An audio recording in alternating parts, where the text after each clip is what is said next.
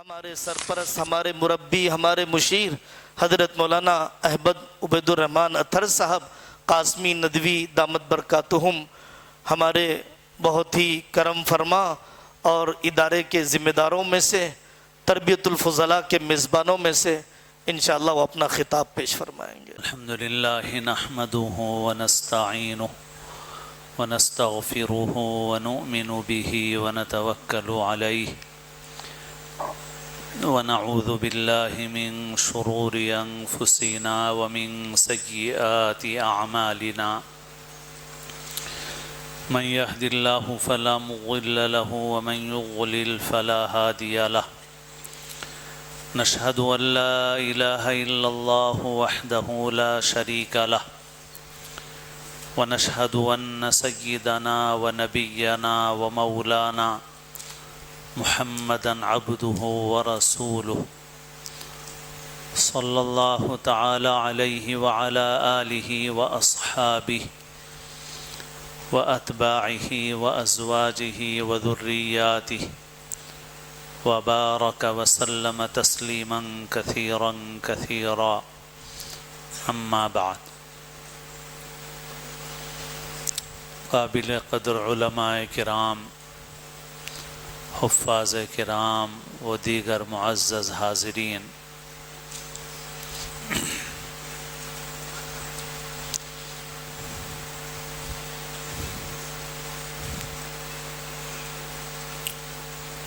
دعا فرمائیے کہ اللہ تعالیٰ اپنے فضل و کرم سے صحیح بات، صحیح نیت اور طریقے کے ساتھ، اور ایسی بات جو ہمارے لیے مفید ہو، ہمارے حالات کے اعتبار سے مناسب ہو، کہنے سننے کی اور عمل کی توفیق نصیب فرمائے۔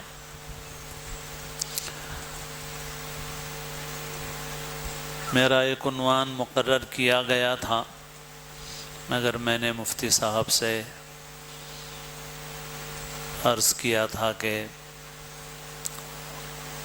میں کسی اور عنوان پر بات عرض کرنا چاہ رہا ہوں، تو مفتی صاحب کی جانب سے مجھے اجازت دی گئی، اور اس وقت آنے کے بعد مفتی صاحب کی جو گفتگو چل رہی تھی اس کو سننے کے بعد خیال ہوا کہ میں 3 عنوانوں پر اس وقت آپ سے بات کروں۔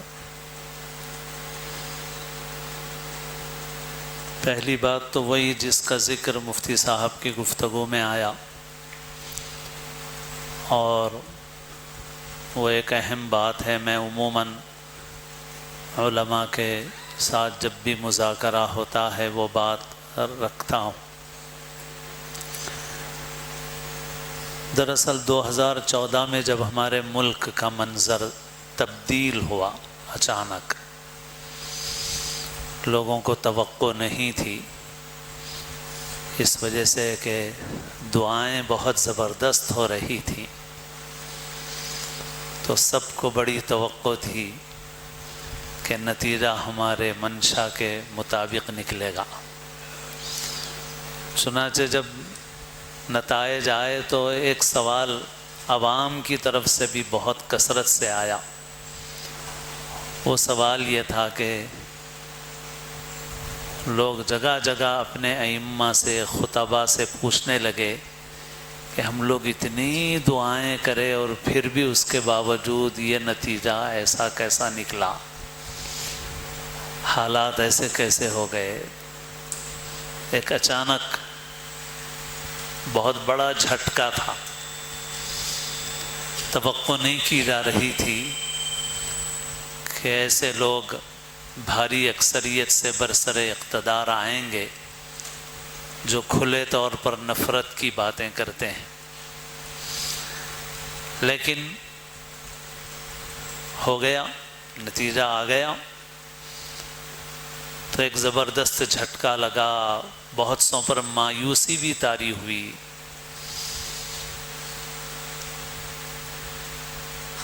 ایک مرتبہ تو 2 نوجوان علماء آئے میرے پاس، ہمارے ایک ضلع سے تعلق رکھنے والے، ان کی عمریں تو 25 کے آس پاس ہوں گی، آ کے بولنے لگے کہ ہم لوگ حالات کی وجہ سے بڑے بے چین ہیں آپ سے، اور حضرت شاہ جمال الرحمن صاحب دامت برکاتہم سے کچھ بات کرنے کے لیے آئے ہیں کہ کرنا کیا ہے۔ تو میں نے کچھ لمبی باتیں بتائیں کہ بھئی تعلیم کے میدان میں محنت کرنا ہے، فلاں کام کرنا ہے۔ تو بولنے لگے کہ آپ تو اتنی لمبی لمبی مدت کی باتیں کر رہے ہیں، ہم کو تو لگ رہا ہے کہ 4-6 مہینے میں پتہ نہیں کیا ہو جائے گا۔ بہت قابل فکر ہے یہ بات کہ ایک نوجوان بھی اگر اس قدر مایوس ہو گیا ہے تو پھر قوم کو کون سنبھالے گا اور قوم کیسے سنبھلے گی؟ تو 6 مہینے نہیں 6 برس گزر گئے، اس سے زیادہ گزر گئے الحمدللہ۔ قوموں کی زندگی میں اتار چڑھاؤ آتا ہے، اور مفتی صاحب بھی ابھی اس کا ذکر کر رہے تھے کہ قوموں کی زندگی میں 100 برس، 50 برس، 200 برس یہ دنوں اور مہینوں کی حیثیت رکھتے ہیں۔ جن لوگوں نے آج اس ملک میں طاقت حاصل کی ہے انہوں نے بھی 100 سال سے مسلسل محنت کی ہے اور محنت کر رہے ہیں، جیسے مفتی صاحب آپ کو بتا رہے تھے ابھی۔ تو بہرحال اس وقت ایک سوال کثرت سے یہ آیا کہ بھئی آخر اتنی دعائیں کرنے کے باوجود یہ نتیجہ کیوں نکلا؟ تو خیر اس کا بھی ایک جواب ہے، لیکن اب بات لمبی ہو جائے گی۔ بہرحال ان دنوں میں ہمارے اوپر ایک فکر سوار تھی، اور ہم جن علماء سے بے تکلفی سے بات کر سکتے تھے، جب بھی کوئی آ رہے تھے بڑوں میں سے، ہمارے ساتھیوں میں سے، قابل قدر ساتھیوں میں سے کوئی آ رہا تھا تو ہم ہر وقت ان کے ساتھ بات کر رہے تھے، موضوع چھیڑ رہے تھے، اور ہم یہ بول رہے تھے کہ بھئی اس ملک میں مسلسل حالات خراب ہوتے جا رہے ہیں، ہمیں کچھ لائحہ عمل بنانا چاہیے، کرنے کے کام طے کرنا چاہیے۔ خالی جلسے کرنے سے تو کچھ ہونے والا نہیں ہے، جلسے بڑے بڑے ہو رہے ہیں اور حالات روز بروز خراب ہوتے جا رہے ہیں۔ تو یہی بات میں نے مولانا خالد بیگ ندوی صاحب مدظ اللہ سے میں نے کہی۔ کار میں بیٹھے ہوئے تھے ہم لوگ، مولانا سامنے بیٹھے ہوئے تھے، جو گاڑی چلا رہے تھے وہ بھی ہمارے ایک ساتھی ہیں جو تاجر بھی ہیں، بلڈر بھی ہیں، اسکول چلاتے ہیں، انگریزی بہت اچھی جانتے ہیں، LLB بھی کیے ہوئے ہیں۔ اور میں بیٹھا ہوا تھا، میرے ساتھ ایک سافٹ ویئر انجینئر بیٹھے ہوئے تھے، اور ایک اور جو ہے جرنلزم کا کورس کیے ہوئے تھے، صحافت کا کورس کیے ہوئے تھے۔ تو مولانا نے میرے سوال کا کوئی جواب دینے کے بجائے پلٹ کر مجھ سے پوچھا کہ حیدرآباد میں یا تلنگانہ آندھرا میں RSS کا صدر کون ہے، آپ کو نام معلوم ہے کیا؟ تو میں نے کہا نہیں معلوم مجھے، تو کون ہے پتہ نہیں کون ہے۔ تو مولانا نے گاڑی میں جتنے لوگ تھے فردن فردن ہر ایک سے سوال کیا کہ آپ کو کیا نام معلوم ہے ان کے عہدیدار کا؟ تو ہر ایک نے کہا کہ نہیں معلوم ہم کو کہ حیدرآباد میں کون ہے ان کا صدر، تلنگانہ میں، آندھرا میں ان کا صدر کون ہے، ہم کو تو نہیں معلوم۔ تو پھر مولانا نے یہ کہا کہ آپ ان لوگوں کا کیسے مقابلہ کر سکتے ہیں؟ ان کے کام کا طریقہ ایسا ہے کہ ان کے قومی صدر، نیشنل پریزیڈنٹ کا جو نام آج باہر ہے وہ بھی بعض وجوہات سے باہر آ گیا، ورنہ ان کے کام کا طریقہ یہ ہے کہ لوگوں کو ان کے قومی صدر کے نام کا بھی پتہ نہ چلتا، اور نیچے کے لوگوں کا تو آپ لوگ بھی عام لوگوں میں نہیں ہیں، دینی دنیاوی اعتبار سے خاص لوگ ہیں، مگر آپ لوگوں کو بھی نیچے کے ان کے عہدیداروں کا نام نہیں معلوم، اور جا کے پوچھ لو بہت ساروں کو نہیں معلوم، بہت کم کچھ لوگ ہوں گے جن کو ان کا کوئی پتہ ہوگا۔ پھر مولانا نے فرمایا کہ ہم کیسے مقابلہ کریں گے ان کا، جبکہ ان میں ہم میں یہ فرق ہے کہ وہ کام کو اپنا مقصد بنائے ہوئے ہیں اور ہم نام کے پیچھے پڑے ہوئے ہیں۔ نام ملنا چاہیے، عہدہ ملنا چاہیے، اس جمعیت میں نہیں ملا تو اس جمعیت میں چلے جائیں گے، ایک اور جمعیت الحفاظ بنا لیں گے، ایک اور مجلس العلماء والائمہ بنا لیں گے، ایک اور مدرسہ بنا لیں گے۔ بس عہدہ چاہیے، نام چاہیے، اسٹیج پہ جگہ ملنی چاہیے، بینر پہ میرا نام لکھا ہوا ہونا چاہیے۔ بعض جلسوں کے اشتہارات دیکھ کے تو حیرت ہوتی ہے کہ 2 بچوں نے حفظ ختم کیا ہے اور 60 علماء کے نام لکھے ہوئے ہیں مہمانان خصوصی۔ شاید ڈھونڈو تو مل بھی جائے میرے فون میں۔ تو مولانا نے فرمایا کیسے مقابلہ کریں گے ہم؟ تو بہرحال پھر اس کے بعد اور باتیں ہوئی، لیکن بات بہت قابل توجہ ہے۔ میں خاص طور پر علماء کے مجمع میں بار بار سناتا ہوں اس بات کو، بھائی کام کرو، کام سے ہوگا، صرف جلسوں اور تقریروں سے نہیں ہوگا۔ پڑوسی ملک کے ایک واعظ اور مقرر ہیں اور دوسرے مکتب فکر سے تعلق رکھتے ہیں، مگر اصلاحی انداز کی باتیں زیادہ کرتے ہیں۔ تو ان کا ایک کلپ سننے کو ملا تھا، وہ محفوظ تو نہیں رہا میرے پاس، مضمون ذہن میں رہ گیا کہ ہم لوگ جلسے کرتے ہیں اور بڑی بڑی باتیں کرتے ہیں، ڈینگے مارتے ہیں، امریکہ کا ایسا کر لیں گے، اس کا ایسا کر لیں گے، یہ کر لیں گے، وہ کر لیں گے۔ ہم کیا مقابلہ کر سکتے ہیں ان قوموں کا، جبکہ ہماری اخلاقی گراوٹ کا حال یہ ہے کہ ہمارے بیت الخلاء کے لوٹے کو زنجیر سے باندھ کے رکھنا پڑتا ہے، اور ہمارے سبیل کے پانی کے گلاس کو بھی زنجیر سے باندھ کے رکھنا پڑتا ہے۔ جس قوم کی گراوٹ کا یہ حال ہو کہ بیت الخلاء کا لوٹا محفوظ نہیں ہے، سبیل کے پانی کا گلاس محفوظ نہیں ہے، ہم ان قوموں کا کیا مقابلہ کر سکیں گے جو تمدن میں ہم سے بہت آگے بڑھ گئی ہے؟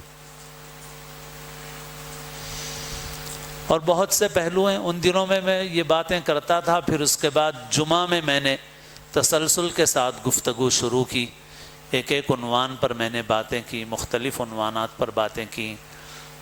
ان میں ایک عنوان یہ بھی تھا علاقائی زبان پر محنت۔ تھوڑا سا اشارہ آپ لوگوں کے کام کے لیے کر رہا ہوں کہ اس ملک میں کرنے کے جو کام ہیں ان میں سے ایک کام ہے، آپ مہاراشٹرا کے ہیں، کرناٹکا کے ہیں، جہاں کے بھی ہیں، تلنگانہ کے ہوں، ہماری ریاست کا بھی حال یہ ہے کہ دونوں ریاستوں کو ملا کے تقریباً 6 کروڑ کی آبادی ہے، مگر 6 علماء ٹاپ لیول کی گفتگو کرنے والے تیلگو میں ملنا مشکل۔ باقی تبلیغی بیان کرنے والے تو پورے جماعت والے مل جائیں گے، لیکن گفتگو کے بھی معیارات ہوتے ہیں۔ اسٹیج پہ جا کے بات کرنا، دانشوروں کے سامنے بات کرنا، اس زبان میں بات کرنا جو پڑھے لکھے لوگوں کی زبان ہوتی ہے، تو پوری ریاست کے اندر 6 علماء بھی ویسے ٹاپ لیول کے ملنا مشکل ہے۔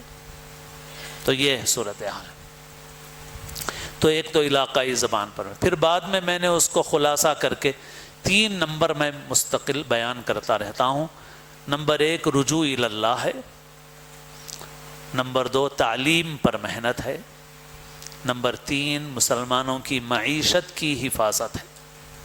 بہت پھیلے ہوئے ہیں مضمون یہ، نمبر تو 3 مختصر ہیں مگر بہت پھیلے ہوئے ہیں، بہت کام کی چیزیں ہیں اس میں، بہت سے پھر ذیلی کام نکلیں گے آپ کو۔ رجوع اللہ ہے، تعلیم ہے، معیشت ہے۔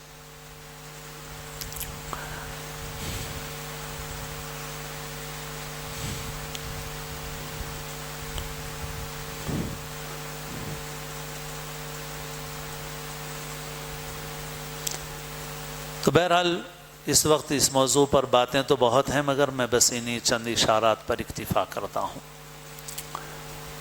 دوسری بات جو اس وقت عرض کرنا چاہ رہا ہوں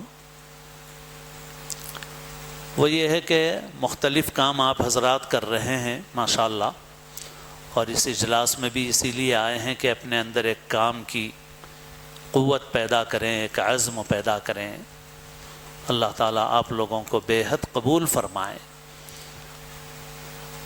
حدیث سے معلوم ہوتا ہے کہ کوئی آدمی خود عمل نہ کر سکے تب بھی دوسروں کو بتائے، فرب مبلغ او عام سامع۔ تو اب ہم نہیں کر سکے، آپ کر لیں گے تو انشاءاللہ وہ بھی بڑا فائدے کا کام ہو جائے گا۔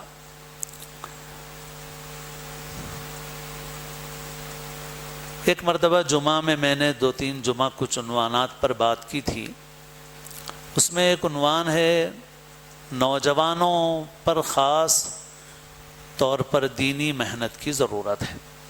مکاتب میں جو بچے آ رہے ہیں ہمارے، تو وہ مکاتب کے بچے عام طور پر 6 7ویں جماعت تک زیادہ سے زیادہ مکتب سے جڑے ہوئے رہتے ہیں. ختم. 6 7 تک آنے تک بچہ ہمارے مکتب سے اس کا رابطہ تقریباً ختم ہو جاتا ہے عام طور پہ. گجرات والے مستثنا ہیں، گجرات کی بات نہیں کر رہا ہوں میں، گجرات والے مثال ہیں بہترین. گجراتی لوگ.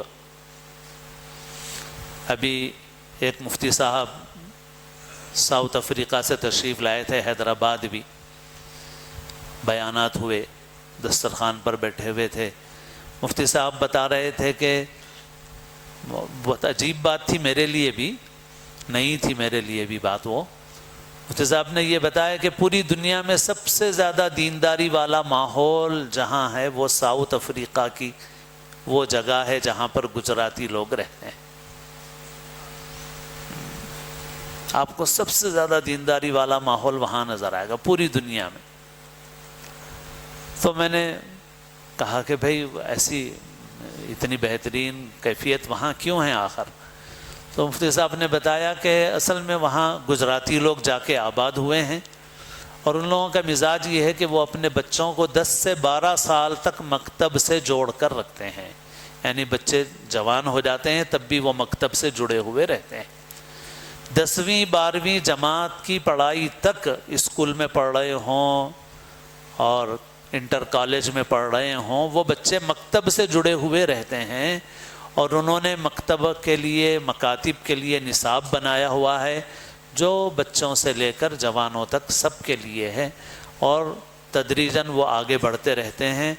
اور مختلف موضوعات کی انہوں نے تسہیل کی ہے، اس کو آسان بنایا ہے، فقہ کو، اخلاق کو، عقائد کو، اور پھر وہ بچوں کو اس لیول تک پڑھاتے رہتے ہیں.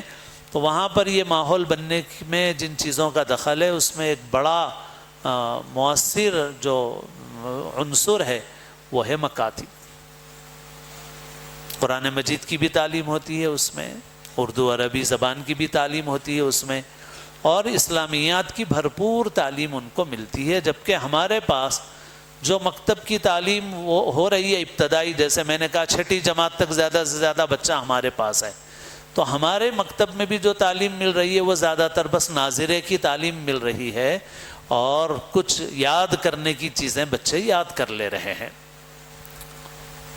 دعائیں ہیں، حدیثیں ہیں، اذکار نماز ہے، کچھ عقائد رٹ لیے، یاد کر لیے، کچھ حدیثیں یاد کر لیں، اور بھائی ناظرہ پڑھنا سیکھ لیا، نماز پڑھنا سیکھ لیا، بس اتنا ہو گیا، ختم. پھر اس کے بعد اس کی چھٹی ہو گئی، تو ظاہر ہے کہ اس کی ذہن سازی کہاں ہوئی، اس کی تربیت کہاں ہوئی؟ بلکہ دیکھا جائے تو صحیح تعلیم کہاں ملی اس کو؟ تعلیم نہیں ملی اس کو ابھی بھی. ایک مسلمان کی حیثیت سے اس نے نماز پڑھنا سیکھ لیا ہے، بس اتنا آ گیا اس کو. قرآن پڑھنا، الفاظ پڑھنا سیکھ لیا ہے اس نے، باقی تعلیم تو نہیں آئی. علم کی بات تو ایسی ہے کہ اب تو مدرسوں میں بھی بار بار یہ بولنا پڑ رہا ہے، اور خود ہم کو بھی جن اداروں سے ہم جڑے ہوئے ہیں ہم کو بھی فکر کرنا ہے. ہم بھی ابھی صحیح قابو نہیں پائے ہیں کہ ہمارے مدرسوں میں بھی بچوں کا حفظ ہو جا رہا ہے مگر علم نہیں مل رہا بچوں کو. حافظ بننے سے علم نہیں آتا، حافظ بننے سے علم نہیں آتا. تو مدرسے میں 5 سال سے 6 سال کم سے کم گزر رہے ہیں. وقت پہ بھی اگر حفظ ہوا تو 3 سال تو حفظ کے ہیں، 1.5 سے 2 سال ناظرے کے ہیں. تو اگر وقت پہ بھی کام ہوا تو 5 سال، اور وقت سے زیادہ رہے تب تو 7 سال رہ رہے ہیں. مگر 7 سال پڑھ کے نکلنے کے بعد بھی اس کو السلام علیکم لکھنا نہیں آتا ہے. اس کو درخواست میں السلام علیکم لکھنا نہیں آتا ہے اس کو. تعلیم الاسلام پوری نہیں ہوئی اس کی، دینی تعلیم کے رسالے پورے نہیں ہوئے اس کے، یا حیدرآباد کا رسالہ دینیات پورا نہیں ہوا اس کا. پورے 5 سال میں 7 سال میں کیا علم ملا بھائی؟ حافظ اگر بن گئے الحمدللہ تو چلو بہت اچھا ہے، بڑی سعادت مل گئی، مگر خالی حافظ بننے سے بھی تو علم نہیں آیا نا آپ کے پاس. اب اسی وجہ سے بعد میں عوام میں سے بھی کوئی بولتا ہے ارے حافظ صاحب ہیں کچھ بھی نہیں معلوم. تو میں بولتا ہوں حافظ صاحب ہونے سے کچھ علم نہیں آتا. حافظ صاحب ہو گئے تو علم نہیں آتا. تو مدرسوں میں بھی ہم کو اس پر توجہ کی ضرورت ہے.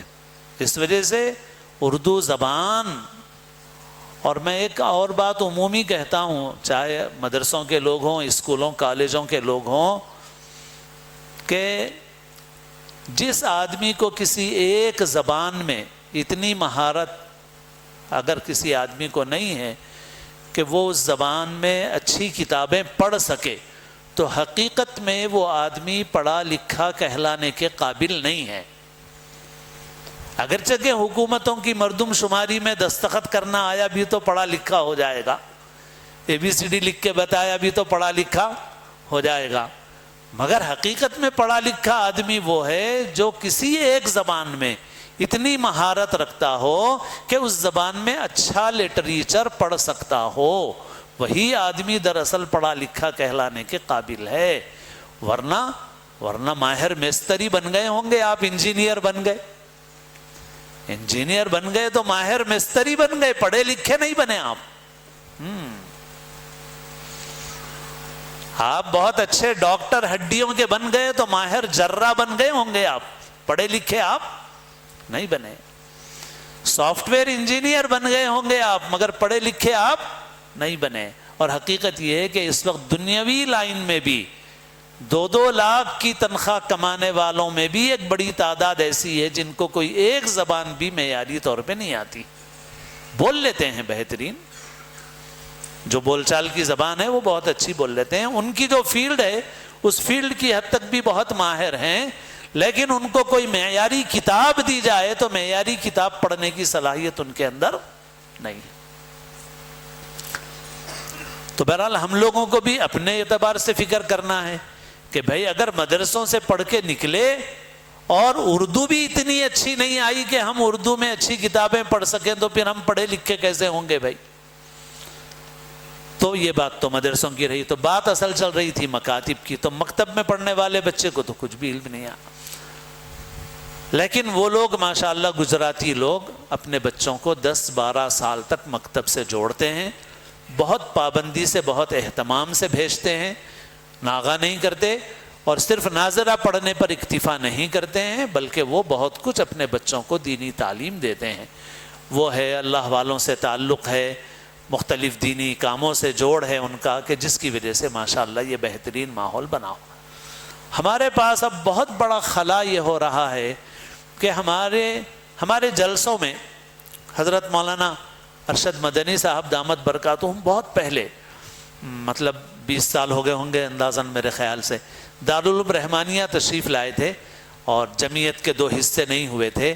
اس مجلس میں حضرت حافظ پیر شبیر صاحب رحمۃ اللہ علیہ بھی موجود تھے، مجھے یاد ہے اچھی طرح، اور حضرت مفتی غیاث صاحب تو تھے ہی تھے، حضرت پیر شبیر صاحب علیہ رحمہ بھی موجود تھے، مولانا ارشد مدنی صاحب تشریف لائے تھے. تو حیدرآباد میں کچھ بہت ہی نامناسب واقعات ہو گئے تھے گھریلو زندگی میں، اور وہ اخبار میں چھپ گئے تھے. تو اس وقت اسی کا چرچا تھا. تو حضرت کے سامنے بھی وہ بات آئی تو حضرت نے بھی توجہ دلائی کہ بھائی اصلاح کے لیے محنت ہونا چاہیے. پھر اس کے بعد حضرت نے ایک بات فرمائی، وہ بات بھی بہت کام کی ہے. حضرت نے فرمایا ہاں بھائی اصلاح کے لیے آپ لوگ جلسے تو کرتے ہیں بڑے بڑے، مگر ایک مشکل یہ ہے کہ جن لوگوں میں یہ خرابیاں ہیں وہ آپ کے جلسوں میں نہیں آتے، اور جو جلسوں میں آتے ہیں ان میں یہ خرابیاں نہیں ہوتی. بہت اہم بات ہے. آپ کے جلسے میں جو لوگ آتے ہیں ان میں یہ خرابیاں نہیں ہوتی ہیں، اور جن میں یہ خرابیاں ہوتی ہیں وہ آپ کے جلسوں میں آتے نہیں ہیں. اور آپ دیکھ لیجئے حیدرآباد میں کوئی بڑی شخصیت بھی آ جائے، ملک کے جو نامور علماء ہیں ان میں سے کوئی آ جائے اور حیدرآباد کے اس کونے سے لے کے اس کونے تک جلسے ہوں، تو 50% تو مشترک رہیں گے سامعین یہاں سے وہاں تک. اور پورے جلسے میں نظر ڈال کے دیکھ لیجئے آپ، تو آپ کو نظر آئیں گے حفاظ نظر آئیں گے، علماء نظر آئیں گے، ان سے محبت کرنے والے نظر آئیں گے، کچھ جماعت والے نظر آئیں گے، اور باقی عوام کا طبقہ کہاں نظر آئے گا بھائی؟ آپ کو 10% بھی مشکل سے نظر آئے گا. بعض علاقوں میں دوسری ہوگی صورتحال، اضلاع وغیرہ میں، مگر شہر میں تو ایسی ہی صورتحال ہے. اضلاع میں کچھ آ جاتے ہوں گے زیادہ، مگر شہر میں تو صورتحال ایسی ہے بھائی۔ اب جمعہ کے خطاب میں بھی جو بہت ہی مؤثر اللہ نے ہم کو ذریعہ دیا ہے، اب اس میں بھی آپ دیکھیں گے تو آپ کو ادھیڑ عمر کے لوگ نظر آئیں گے یا بوڑھے لوگ نظر آئیں گے۔ جوان کہاں ہیں؟ جوان طبقہ کہاں ہے؟ ایک بہت بڑا خلا ہو رہا ہے، اب بہت بڑا خلا پیدا ہو رہا ہے۔ اب یہ جو نوجوان نسل ہے یہ ہے سب سے زیادہ خطرے میں۔ اب ہم لوگوں کو فکر کرنے کی ضرورت ہے، اس کو ایک اہم موضوع بنانے کی ضرورت ہے کہ نوجوانوں کو دین سے کیسے جوڑا جائے، علماء سے کیسے جوڑا جائے، ان کے اندر دینی محنت کیسے کی جائے۔ یہاں مولانا مفتی سہیل الرحمان صاحب نظر آ رہے ہیں مجھے، اور یہ جو ہے منبر و محراب کے تحت بازاروں میں بستیوں میں گشت کرتے ہیں اور اس انداز کا کام کر رہے ہیں ماشاءاللہ۔ اپنی کارگزاری بھی یہ بھیجتے رہتے ہیں ماشاءاللہ، یہ بھی ہیں اور ان کے اور بھی رفقا ہیں، تو ایک اچھا کام ہے ماشاءاللہ۔ اور یہ ان لوگوں میں جا رہے ہیں کہ جو بالکل دین سے دور ہیں، دکانوں پہ جا کے بات کر رہے ہیں، چبوتروں پر جا کے بات کر رہے ہیں۔ ضرورت ہے اس کام کی، بہت اچھا کام ہے، بہت ضرورت کا کام ہے۔ جو آپ کے پاس مسجد میں آنے والا مجمع ہے وہ الگ ہے، اور ایک بڑا مجمع وہ ہے جو مسجد آتا ہی نہیں ہے۔ جمعہ میں بھی اس وقت آتا ہے جب عین نماز کا وقت ہوتا ہے، بس عین نماز کا۔ اب اس کے لیے کچھ اور بھی تدبیریں کرنے کی ضرورت ہے۔ اصل میں ایک بہت بڑی کمی یہ بھی ہو گئی ہے کہ دعوت و تبلیغ کی محنت سے جو نوجوان طبقہ جس تیزی سے جڑتا تھا پہلے، اب ذرا اس میں کمی محسوس ہوتی ہے۔ اب ایسا لگتا ہے کہ اب اتنا جڑنے کا وہ ریشو اور وہ تناسب نہیں ہے جو تھا۔ اب مزاج بھی بدل گئے ہیں، اور دین کی دعوت کا اصول بھی یہی ہے کہ حکمت کے ساتھ وہ طریقے اختیار کرنا ضروری ہے جو مخاطب اور مدعوین کے حالات کے اعتبار سے مناسب طریقے ہیں۔ مولانا خالد بیگ ندوی صاحب کا ہی ایک اور نمونہ ہے، مولانا نے لاک ڈاؤن میں کیا، اس کا وہ مظاہرہ بھی کرتے ہیں کہ کچھ ایسے ہی پھرنے والے بچے تھے جو گالی گلوچ کرتے تھے، لڑائی جھگڑا کرتے تھے۔ مولانا نے ان کو کھیل کے راستے سے جوڑا اور ان کے لیے ان کو کھیل کا لباس دلایا، کھیل کا سامان دلایا، فٹ بال دلائے، اور پھر اس کے بعد ان کو کھیل کی تربیت دینا شروع کی۔ اور پھر ایک وقت تک ان کو کھیل سے جوڑنے کے بعد اور کھیل کے عنوان سے اپنے سے جوڑنے کے بعد پھر مولانا نے ایک دو مرتبہ ان کا مسجد میں قیام کروایا۔ پھر اس کے بعد ان کی دینی تربیت کی، ان کی اخلاقی تربیت کی۔ گالی گلوچ کے عادی تھے، ان کو بتایا کہ دیکھو کھیل کے میدان میں اگر تم کسی بڑے مقابلے میں حصہ لوگے اور گالی دو گے تو کھیل کے اصولوں کے مطابق تم کو باہر کر دیا جائے گا، لہٰذا کوئی گالی نہیں دے گا۔ تو ایک کو نگران بنایا اس میں کہ دیکھو کوئی اگر گالی دے تو روکنا۔ تو جب اس میں سے کسی نے گالی دی تو جو نگران تھا اس نے اس کو ٹوکا، مگر گالی دیتے ہوئے ٹوکا۔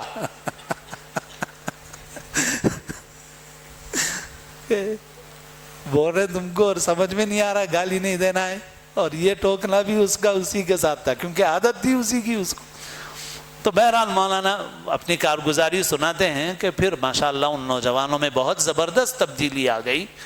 ایک تو اچھی مصروفیات کے ساتھ لگ گئے، دینی مزاج بھی پیدا ہو گیا ان کے اندر، اور بلکہ پولیس والوں نے بھی شکریہ ادا کیا کہ ہم ان میں سے بعض نوجوانوں سے بہت پریشان تھے، ہم آپ کا شکریہ ادا کرتے ہیں کہ آپ نے ان کو صحیح رخ کے اوپر ان نوجوانوں کو لگایا۔ تو اب ہم لوگوں کو بھی کھیل کے راستے سے اور تفریح گاہوں پر تفریحی پروگرام کے ذریعے سے، جیسے فارم ہاؤس وغیرہ جاتے ہیں تو، اور اللہ کے رسول صلی اللہ علیہ وسلم کی سنت بھی ہے کہ آپ صلی اللہ علیہ وسلم جب صحابہ کرام کے ساتھ رہتے تھے تو ہر وقت واعظ و نصیحت نہیں فرماتے تھے آپ۔ اسوہ رسول اکرم میں پڑھ لیجئے، آپ کا فجر کے بعد جب بیٹھنے کا معمول تھا، بعد میں آپ نے وہ معمول ترک فرما دیا تھا، آپ دیر تک بیٹھتے تھے، خواب بیان ہوتے تھے، تعبیر بھی ہوتی تھی اس کی، پھر کھانوں کا تذکرہ چلتا تھا، جاہلیت کے اشعار سنائے جاتے تھے، کچھ ہنسی کی باتیں ہوتی تھیں، اور اللہ کے رسول صلی اللہ علیہ وسلم مسکرا کر خاموش ہو جاتے تھے، اور باتیں ساری ہوتی تھیں، کھانے پینے کی باتیں ہوتی تھیں، جاہلیت کے اشعار سنائے جاتے تھے، اور آپ صلی اللہ علیہ وسلم مجلس میں شریک رہتے تھے۔ غور کرنے کی چیز ہے۔ اور احادیث میں اور بھی آثار احادیث موجود ہیں، کانا یتخللنا بالموعظۃ مخافۃ السآمۃ علینا لا تمل الناس بالقرآن۔ تو مطلب یہ ہے کہ داعی کو ایسا نہیں ہونا چاہیے کہ داعی بس صرف دعوت ہی دے رہا ہے، داعی کو بھی ان لوگوں میں گھل مل جانا چاہیے۔ تو لہٰذا خاص طور پر ہمارے نوجوان علماء اللہ سے دعا کریں، راستے نکالیں، تدبیر کریں کوئی، اور ان بچوں سے کھیل کے عنوان سے آپ جڑیں، تفریح گاہوں پر آپ ان کو لے جائیں، کھیل کود میں شریک ہوں، جائز کاموں میں آپ ان کے ساتھ شریک ہوں، ناجائز چیزوں پر ٹوکیں، پھر ان کو مانوس کریں اور ان نوجوانوں کو صحیح رخ کے اوپر لائیں، صحیح رخ پر لگائیں۔ اس وقت دشمن خاص طور پر دنیا میں اور جگہوں پر بھی ہو رہا ہے، نشہ پھیلانے کی کوشش کر رہے ہیں مسلمان بستیوں میں۔ ایسا شبہ ہوتا ہے کہ جو قانون نافذ کرنے والے لوگ ہیں وہ خود ملے ہوئے ہیں، بلکہ اس کی بعض اوقات بعض لوگوں کو یہ شبہ ہے کہ سستا نشہ قصدن پھیلایا جا رہا ہے بعض بستیوں کے اندر۔ تو ہمارے نوجوانوں کو پوری طرح سے تباہی کے راستے پر لگانے کی کوشش کی جا رہی ہے، اور اس وقت جو بڑی عمر کے لوگ ہیں ان میں دین پسندی ہے، بچے بس چھوٹے رہنے تک مکتب میں آتے ہیں، جو نوجوان طبقہ ہے وہ ہمارے ہاتھ سے چھوٹ رہا ہے۔ لہٰذا اس نوجوان طبقے پر کیسی محنت کریں، آپ حضرات فکریں کریں، مذاکرے کریں، اللہ سے دعا کریں، انشاءاللہ اللہ تعالیٰ راستہ نکالیں گے، اللہ تعالیٰ آپ کو بے حد قبول فرمائے۔ جی ہاں، کر رہا ہوں ایک عنوان اور سر بات جو قرآن پاک کی تلاوت سے متعلق ہے۔ جن علاقوں میں جیسے گجرات، وہاں پر ماشاءاللہ فن قرأت کی اچھی محنت ہے، تو وہاں پر ایسا نہیں ہوگا۔ ایسے ہی بعض علاقوں میں جیسے بھٹکل والے بھی ہیں، بھٹکل والے بھی بہت قرآن پاک پہ اچھی محنت کرتے ہیں، لیکن عام طور پہ ہمارا تلنگانہ ہے، آندھرا ہے، کرناٹک ہے، مہاراشٹرا ہے، جس میں عام طور پر حفظ کے مدارس وغیرہ چل رہے ہیں، ہم بھی اسی کام سے جڑے ہوئے ہیں، لمبے عرصے سے اسی میں لگے ہوئے ہیں ہم بھی۔ تو الحمدللہ محنتیں ہو رہی ہیں، اور بہت کچھ لوگوں میں تجوید کے ساتھ قرآن پڑھنے کا رواج الحمدللہ ہوا ہے۔ پہلے لوگ ایسے ہی پڑھتے تھے، اب الحمدللہ صحت تجوید کے ساتھ پڑھتے ہیں۔ زیادہ تر نورانی قاعدہ ہے، اس کے علاوہ بھی قاعدے ہیں، اور ان کے ذریعے سے بہرحال کام ہو رہا۔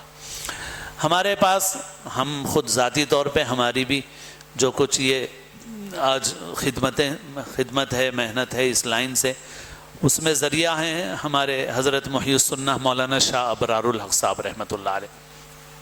حضرت کو اللہ نے ذریعہ بنایا، اور جو ہے ہم لوگ اس لائن میں لگے، ہمارے والدین لگے، حضرت مولانا عبد القوی صاحب مدث اللہ اور ان کے والدین حضرت ہی سے وابستہ تھے، فیض العلوم یہاں پر قائم ہوا، اور پھر اطراف میں بہت ساری محنتیں ہوئیں، اور قرآن پاک اچھا پڑھنے کا ایک نظام عام ہوا۔ تجوید کیا ہے بھائی؟ تجوید ہے تصحیح الحروف و معرفت الوقوف، حروف کی صحیح ادائیگی اور وقف کو پہچاننا۔ تجوید کی تعریف ہی یہ کی جاتی ہے، تجوید کی کتابوں میں چھوٹی بڑی آپ کو یہ تعریف ملے گی، تصحیح الحروف و معرفت الوقوف۔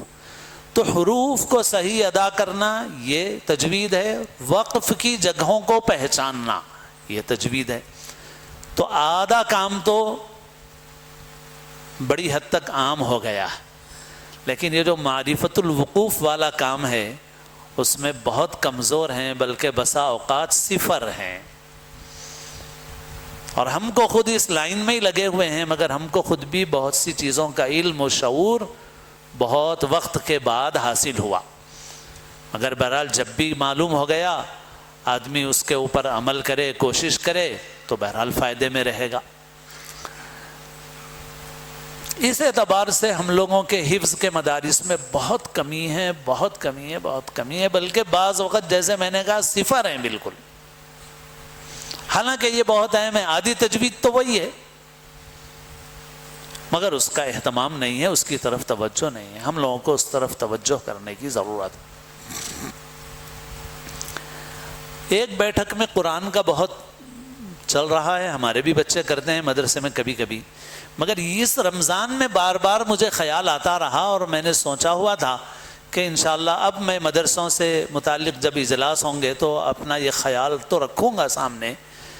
میرے دل میں اس رمضان میں بار بار یہ خیال آتا رہا کہ ایک بیٹھک کے بجائے 6 بیٹھک میں قرآن سنایا جائے, روزانہ 5 پارے, مگر قرآن عمدہ سناؤں. یہ ایک بیٹھک والی رفتار کی جو عادت پڑ رہی ہے تو تراویح ہماری بہت غیر معیاری ہو جا رہی ہے. تراویح بہت غیر معیاری ہو جا رہی ہے.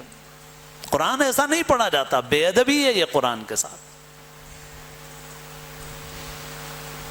اب وہ جو ایک بیٹھک کے لیے جو رفتار کی عادت بن رہی ہے نا, آپ اس کے بجائے 6 بیٹھک میں روزانہ 5 پارے سناؤ, مگر عمدہ سناؤ جیسے آپ کو تراویح میں سنانا ہے,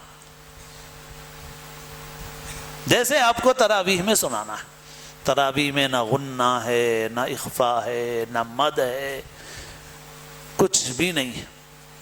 تو بھائی اتنا یاد کرنے کی اہمیت نہیں ہے. ہر روز کی تراویح میں 4 لقمے ملے بھی تو تراویح میں کوئی فرق نہیں آتا. سن لو, لقمہ اتنا بڑا عیب نہیں ہے. لقمہ بہت بڑا عیب نہیں ہے. سمجھ لو کہ سامع ہے اور روزانہ 4 لقمے دے رہا تو بھی کوئی حرج کی بات نہیں ہے. مگر قرآن اچھا پڑھنا اہم ہے, قرآن اچھا پڑھنا اہم ہے. یاد بہت پختہ ہے آپ کو, مگر آپ کی راجدھانی ایکسپریس ایسا دوڑ رہی ہے کہ قواعد ہیں, نہ قرآن کا حق ادا ہو رہا ہے, تو ایسے یاد سے کیا فائدہ بھائی. ہاں عمدگی کے ساتھ یاد کرو تو بہت اچھی بات ہے, نورنا علی نور ہے, لیکن پڑھائی عمدہ نہیں ہے اور یاد اچھا ہے تو یہ تو قرآن پاک کا حق نہیں ادا ہو رہا ہے اس میں. تو ایک تو یہ بات ہے. وقف سے متعلق بس 5 منٹ ہیں, 2-3 باتیں عرض کر کے ختم کر دیتا ہوں. خود میرے اندر کمی ہے, ہم میں سے بہت سے لوگوں میں کمی ہوگی کہ ہم جب تراویح میں پڑھنے کے لیے کھڑے ہوں گے اور ایک سانس میں کئی آیتیں پڑھیں گے تو ہم پڑھیں گے اعوذ باللہ من الشیطان الرجیم بسم اللہ الرحمن الرحیم والنازعات غرقا والناشطات نشطا والسابحات سبحا فالسابقات سبقا فالمدبرات امرا. صحیح ہے ایسا پڑھنا نہیں ہے, وصل کے طریقے سے پڑھنا چاہیے. لیکن ہم لوگوں کو جو عادت چونکہ صحیح پڑھی نہیں ہے, ہم کو بعض جگہوں پہ ہم اگر وقف کی جگہ وصل کی جگہ وقف کریں گے تو بھول بھی جائیں گے, یاد بھی نہیں رہے. تو کم سے کم اپنے بچوں کو بناؤ, اب ہر تلاوت میں وقفاً وصلاً دونوں طرح پڑھنے کی بچوں کو عادت ڈالی جائے. بس وہ صرف ایک تختی میں وقف کے کچھ قواعد ہم لوگ رٹ لیتے ہیں, مگر کوئی توجہ اس کے اوپر ہماری نہیں. ایسے ہی تلاوت کہاں سے شروع کرنا ہے, کہاں ختم کرنا ہے, میں نکال کے رکھا تھا ایک اقتباس, آپ کو مزید اطمینان ہو جائے اس لیے. مولانا عبد الرحمن کوثر المدنی حفظہ اللہ کا, جو مدینہ منورہ میں رہتے تھے, ان کی کتاب ہے آداب تلاوت, تو ابھی فون میں سے نکالا. اس میں انہوں نے لکھا ہے, خلاصہ سنا دیتا ہوں. انہوں نے کہا والمحصنات سے تلاوت نہیں کرنا چاہیے, حرمت سے کرنا چاہیے.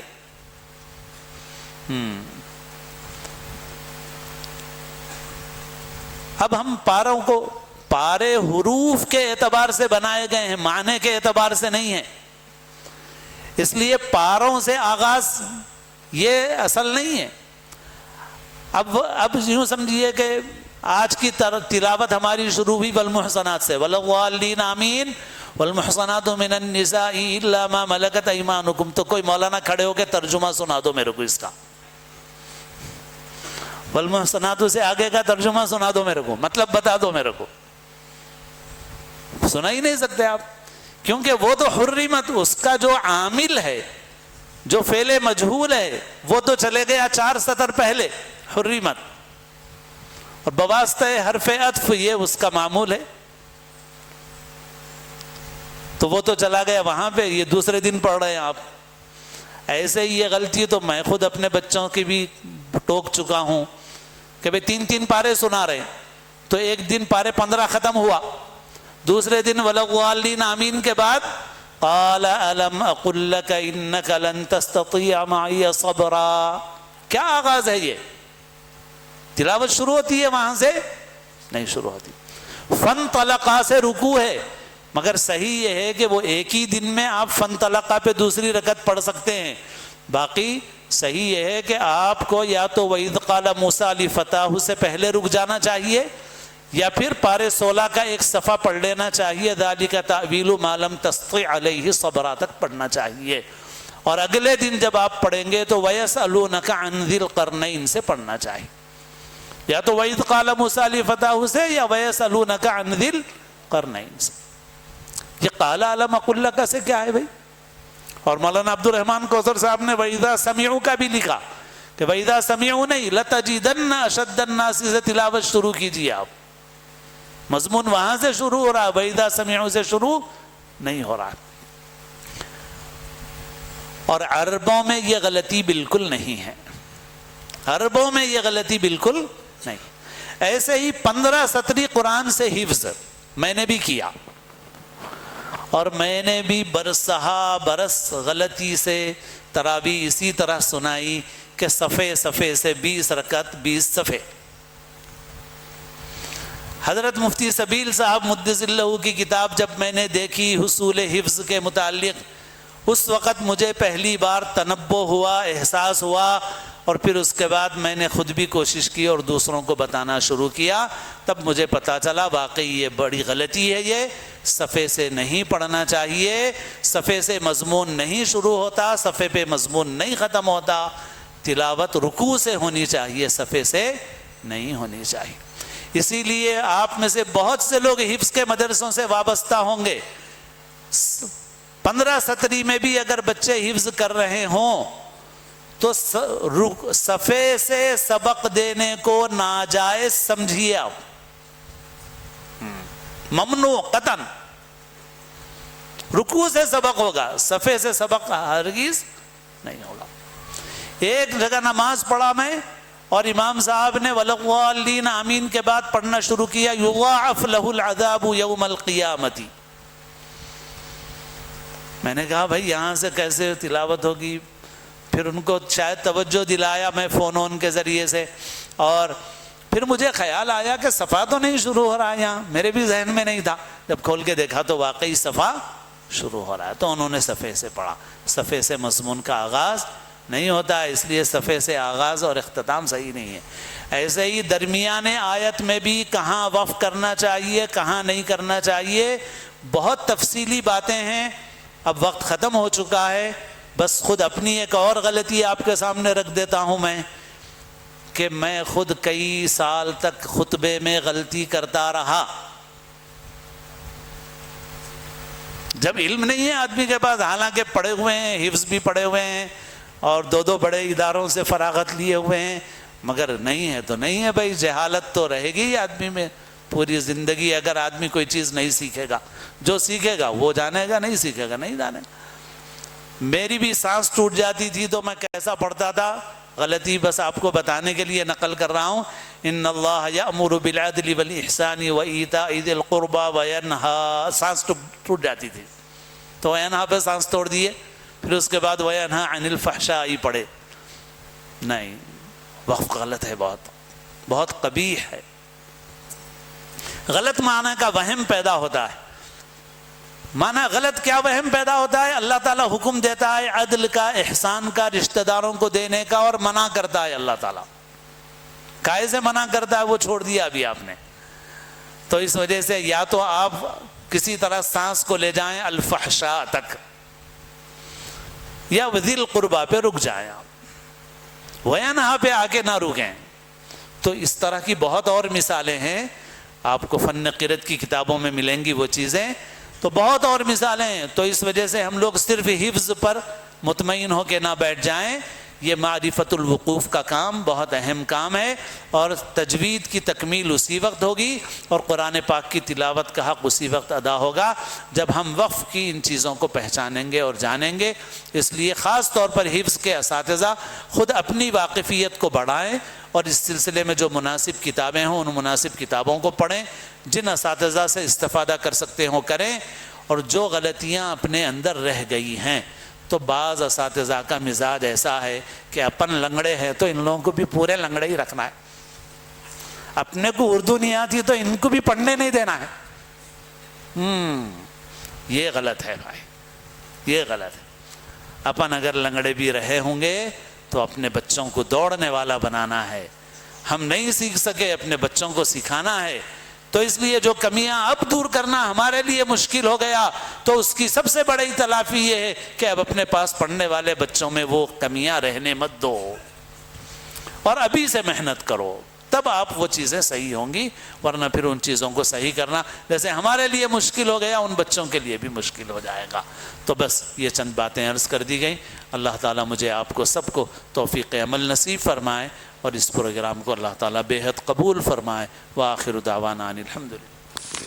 إذ اعتزلتموهم وما يعبدون إلا الله فأووا إلى الكهف ينشر لكم ربكم من رحمته ويهيئ لكم من أمركم مرفقا فأووا إلى الكهف ينشر لكم ربكم من رحمته ويهيئ لكم من أمركم مرفقا